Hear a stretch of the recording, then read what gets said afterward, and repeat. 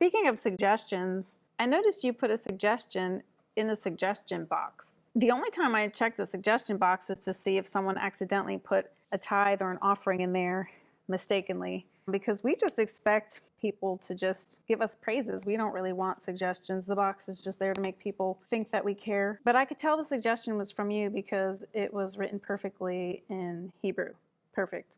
From what I understood from what I put on Google Translate is that you're concerned about how people are dressing, and you are suggesting a dress code, or that people be coached on the way they dress or on the topic of purity, because you really want what's best for everyone and the people around them. Let me begin by commending you that it's really sweet how concerned you are for people, how you don't want people to get taken advantage of because of what they wear or fail to wear, and how you don't want people to be tempted to have mental fantasies because of how others are dressed. I mean, you're so attentive to people. You even care about their inner thoughts and their private sins. It's just amazing. It's actually one of your most endearing qualities. You really care for people. You really do. That being said, here's the reality. You see, we are the church of peace and unity.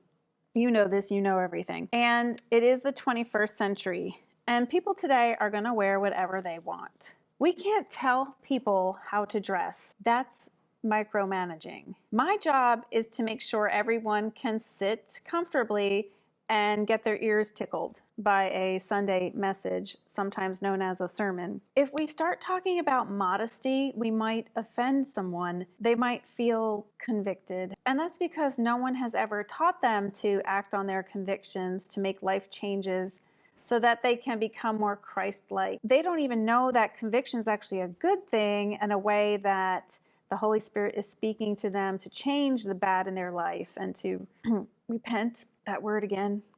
And so they just don't even understand how to handle conviction, and especially when they're told about topics like purity. And as a pastor, I never felt called to teach people to act on their convictions so that they can become more Christ-like. I just never felt like that was my job. It's just not my business. It's not my place to get into people's personal lives. I'm just here to preach the word. And from what little I have experienced, when people start to feel convicted in church, many times they feel judged because they don't understand the difference between healthy conviction and judgment, and sometimes they leave the church.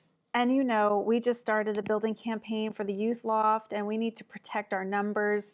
And you know how we feel about ripples, and so no ripples, no conviction, no changes. Everyone stays happy. Tithing stays stable. You see how it works? By the way, I did notice that you wear a white robe all the time. So on your way out today, our administrator, has a t-shirt for you with our church logo on it.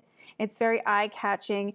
And we tell all of our congregants to wear it whenever they're out in public so that people see it and they get attracted to come to our church, and then we have better numbers. It's just something that I wouldn't say enforce, but we definitely encourage strongly. So if you can just remember what we talked about and who's in charge here, everything's going to be grand.